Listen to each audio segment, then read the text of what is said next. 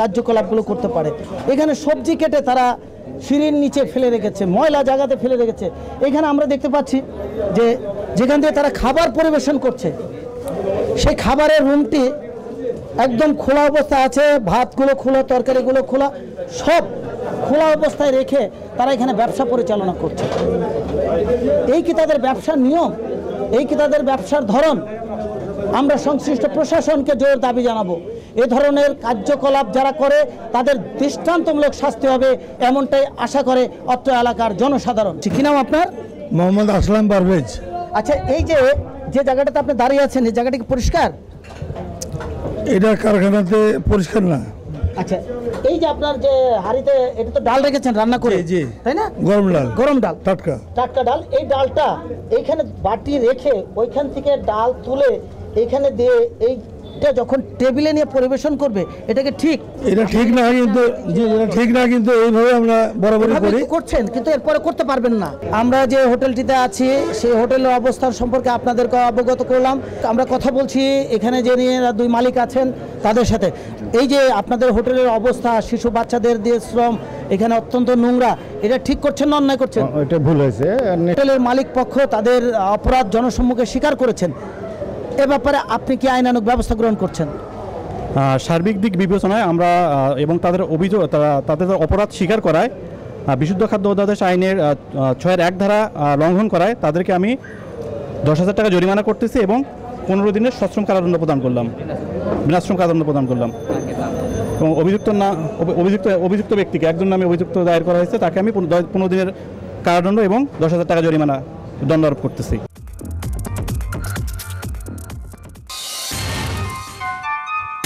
আমরা এই মুহূর্তে আছি আরো একটি হোটেলে। আপনার সার্বিক অবস্থাটা হোটেলে ঠিক আছে? না, একটু গোলমাল আছে আর কি। এটা ঠিক করছেন না? না, অন্যায় করছে। অন্যায় করছে? জি জি জি। আপনি দেখলেন এই পচা পানিতে সে দিয়ে করলো ওইখানে, এবং হাতটা তার এই হাত দিয়ে আপনার বাসা বাড়িতে কিন্তু আধা ঘন্টা মশলা বাটে, তাই নাকি? জি জি জি। এখানে কিন্তু সে সারাদিন কাজ করছে। জি জি জি। এই সারাদিন কাজ করার কারণে তার হাতে ঘা হয়ে যাচ্ছে। জি জি। তার হ্যান্ড গ্লোভসের দরকার ছিল, এগুলো নাই। এছাড়া যে কাজ করছে এটা ঠিক করছে না অন্যায়?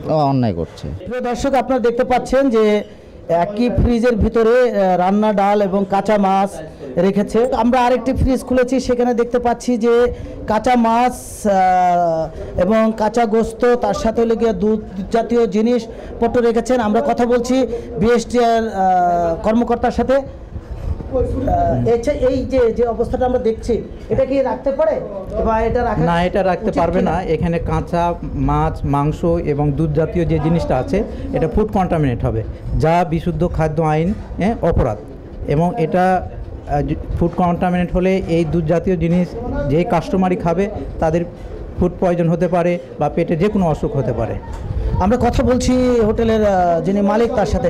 আচ্ছা, এই যে আপনি একই ফ্রিজের ভিতরে আমরা ওখানে দেখতে পেলাম যে রান্না ডাল এবং কাঁচা মাছ রেখেছেন, এই ফ্রিজের ভিতরে আমরা দেখতে পেলাম যে কাঁচা মাছ, কাঁচা গোস এবং তার সাথে হলে গিয়া দুগ্ধ জাতীয় জিনিসপত্র রেখেছেন, এটা ঠিক করছেন না অন্যায়? অন্যায় করছে। প্রিয় দর্শক, ইতিমধ্যে আমরা আপনাদেরকে দেখালাম এই হোটেলের বেশ কিছু কার্যক্রম। আমরা কথা বলছি বিএসটিআর যিনি আছেন তার সাথে। এই যে হোটেলের সার্বিক অবস্থার ব্যাপারে আপনি কি ব্যবস্থা নিচ্ছেন? এই যে অপরাধ করেছে, আমি বিজ্ঞ ম্যাজিস্ট্রেট মহোদয়ের কাছে আমি প্রসিকিউশন দাখিল করছি, উনি প্রয়োজনীয় ব্যবস্থা নেবেন। আমরা কথা বলছি এই হোটেলের মালিকের সাথে। এই যে সার্বিক যে অবস্থাটা আপনি দেখলেন, এটা ঠিক করছেন না অন্যায় করেছেন? এটা অন্যায় হয়েছে স্যার। অন্যায় বুঝতে পারছেন? জি জি জি। অন্যায় স্বীকার করছেন? জি জি। আমরা এখানেই পেয়েছি ভ্রাম্যমাণ আদালতের নির্বাহী ম্যাজিস্ট্রেট মহোদয়, আমরা তার সাথে কথা বলছি। এই যে এই হোটেল মালিক তার অপরাধের জনসম্মুখে স্বীকার করেছেন, আপনি কি ব্যবস্থা গ্রহণ করছেন? আমরা জেলা প্রশাসনের উদ্যোগে নিয়মিতভাবে বিভিন্ন আমরা অপরাধ কার্যক্রম প্রতিকল্পে নিয়মিতভাবে আমরা বিভিন্ন অভিযান পরিচালনা করি। তারই অংশ হিসেবে আমরা আজকে এখানে এসেছি। তো আজকে সার্বিক দিক পর্যালোচনা করে দেখা যায় যে, এবং তার অভিযুক্ত ব্যক্তি তার অপরাধ স্বীকার করায় বাংলাদেশ বিশুদ্ধ খাদ্য অধ্যাদেশ আইন 35-2 ধারা লঙ্ঘনের দায়ে তাকে আমি 10,000 টাকা অর্থদণ্ডে দণ্ডিত করছি, অথবা অনাদায়ে 7 দিনের বিনাশ্রম কারাদণ্ড প্রদান করলাম।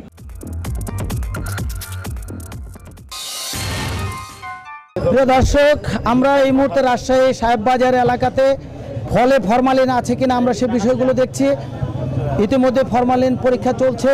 দর্শক, আমরা যে ফলের দোকানটাতে আছি, এইখানে খেজুর যে খেজুর বিক্রি করছে সেই খেজুরে ফরমালিন আছে কি নাম আপনার? মোহাম্মদ আব্দুল জলিল। আপনি কতদিন যাবত এখানে ব্যবসা করেন? 1 বছর দিয়ে। আচ্ছা, এই যে আপনার খেজুরগুলোতে ফরমালিন আছে এবং এই ফরমালিন যুক্ত খেজুর আপনি বিক্রি করতেছেন, এটা ঠিক করছেন না অন্যায়? অন্যায়। অন্যায় বুঝতে পারতেছেন? জি অন্যায় স্বীকার করছেন? জি। আচ্ছা, এই যে এখানে যে ফরমালিন পাওয়া গেছে এ ব্যাপারে আপনি কি করছেন? এখানে আমরা ফর্মালডিহাইড মেশিন দ্বারা পরীক্ষা করে মাত্রারিক্ত অর্থাৎ 4.95 মাত্রার ফরমালিন পাওয়া গেছে, যা মানব দেহের জন্য অত্যন্ত ক্ষতিকর। এতে কিডনি বা অন্যান্য অঙ্গের ক্ষতি হতে পারে। আমরা এখানে পেয়েছি ভ্রাম্যমাণ আদালতের নির্বাহী ম্যাজিস্ট্রেট মহোদয়কে, আমরা তার সাথে কথা বলছি। এই যে এই দোকানের মালিক, সে অপরাধ স্বীকার করলেন এবং ইতিমধ্যে বিএসটিআই কর্তৃক আপনাকে প্রসিকিউশনও দিচ্ছেন, এবং এখন আপনি কি আইনানুগ ব্যবস্থা গ্রহণ করছেন? খাদ্যদ্রব্যে বা ফলমূলে ফরমালিন মেশানো হচ্ছে বিশুদ্ধ খাদ্য আইনের 6-1 ধারায় শাস্তিযোগ্য অপরাধ, এবং এই অপরাধে ওনাকে 5,000 টাকা জরিমানা করা হলো, অনাদায়ে 1 দিনের জেল। কথা বলছি রাজশাহী জেলার জেলা প্রশাসক মোহাম্মদ মেজবাউদ্দিন চৌধুরী সাহেবের সাথে। ভোক্তা অধিকার আইন বাস্তবায়নে আপনি কি ধরনের ব্যবস্থা গ্রহণ করছেন? ভোক্তা অধিকার সংরক্ষণ আইন 2009 পাশ হয়েছে এবং এই আইনের আওতায় মানুষকে এই ক্ষমতা দেওয়া হয়েছে বর্তমানে যে তারা যে পণ্যটা কিনবে সেটির গুণগত মান সম্পর্কে তারা নিশ্চিত হবে। যেমন আমরা ওষুধ সম্পর্কেই বলতে পারি, যে ওষুধটা তারা কিনবে সেই ওষুধটার এক্সপায়ারি ডেট অতিক্রান্ত হয়েছে কি না, এটা কবে উৎপাদন হয়েছে এই বিষয়ে তার একটা জানার অধিকার আছে, এবং প্রত্যেক ক্রেতার বা ভোক্তার উচিত এ বিষয়ে সচেতন হয়ে এই বিষয়টি খতিয়ে দেখা।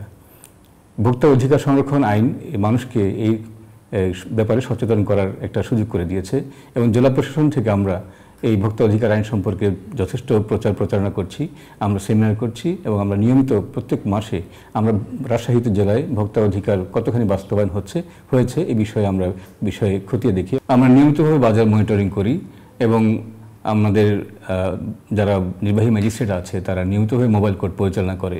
আমরা বাজারের মাছে ফরমালিন আছে কিনা, খাদ্যে বিষক্রিয়া যে আছে কিনা, ফরমালিন আছে কিনা, এবং প্রিজারভেটিভসগুলোর মাত্রা কতখানি আছে এই বিষয়গুলো, এবং শিশু খাদ্যের সম্পর্কে আমরা নিয়মিতভাবে আমাদের ভোক্তাদেরকে সচেতন করছি তাদের মান গুণ সম্পর্কে। মোবাইল কোর্ট পরিচালিত হয় আপনার এলাকার জনসাধারণ কতটুকু উপকৃত হচ্ছে বলে আপনি মনে করেন?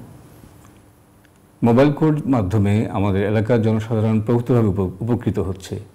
যেমন মোবাইল কোর্টের মাধ্যমে যখন একটা বিচার হয় তখন এই বিচারটা সবার সামনে হয়, সবার সম্মুখে হয়, এবং যিনি অপরাধ করে থাকেন তিনি তার অপরাধ সম্পর্কে তিনি একটা জনসম্মুখে একটা স্বীকৃতি বা স্বীকারোক্তি দিয়ে থাকেন।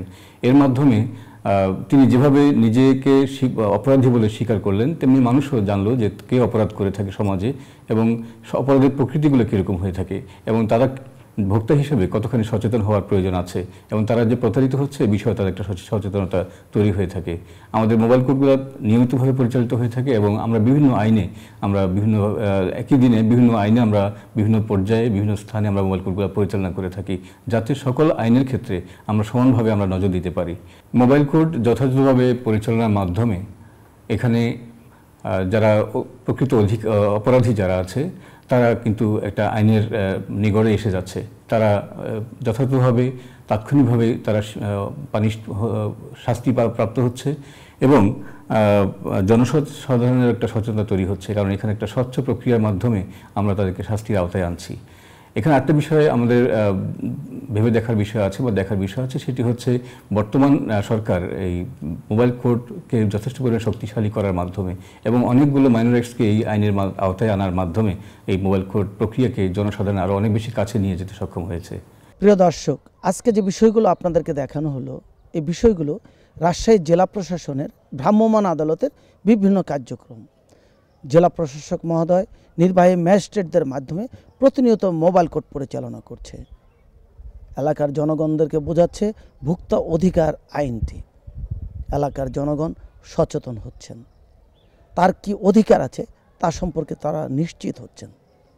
এলাকাবাসীর দাবি, আজকে যেভাবে জেলা প্রশাসন মোবাইল কোর্ট পরিচালনা করছে, আগামী দিনগুলোতেও তাদের এই কার্যক্রম অব্যাহত থাকবে। আমাদের অনুষ্ঠান সম্পর্কে যে কোনো ধরনের মতামত জানিয়ে লিখতে পারেন এই ঠিকানায়। প্রযোজক শেষ কোথায়, কক্ষ নম্বর 223, বাংলাদেশ টেলিভিশন, টেলিভিশন ভবন, রামপুরা, ঢাকা। মোবাইল 01711525399। আমাদের পরবর্তী অনুষ্ঠান দেখার আমন্ত্রণ জানিয়ে শেষ করছি। খোদা হাফেজ।